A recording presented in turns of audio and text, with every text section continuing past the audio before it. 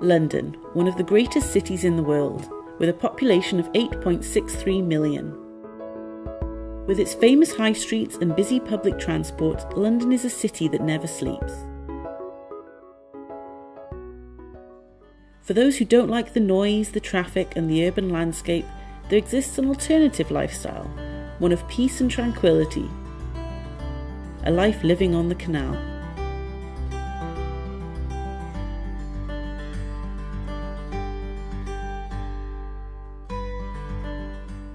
Britain's canalways were built between the 17th and 20th centuries to facilitate the country's booming trade industries. Everything from textiles to food supplies were once transported across Britain using the country's extensive canal infrastructure.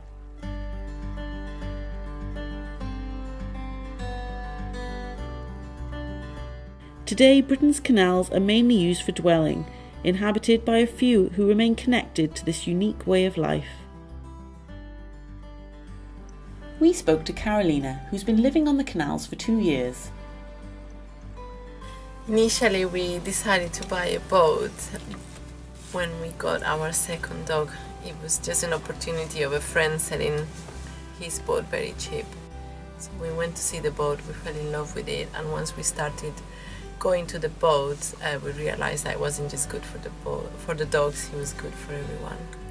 What I enjoy the most is being near nature reserves as along the River Lee. That's what you find mostly. Being around small forest and grass areas, and the peacefulness of being on water. Christoph spends much of his time fixing up his boat, which he bought 3 years ago. I think most enjoy is the building and engineering. I always try to do that. I find somehow to improve my boat, how to bring the engine. I have electric engine. I wanted to be the pedal power engine. Cycling.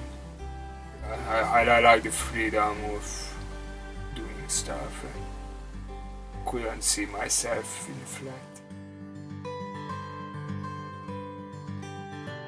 Life on the boats is still appealing. Imogen has been living on the canal since May this year.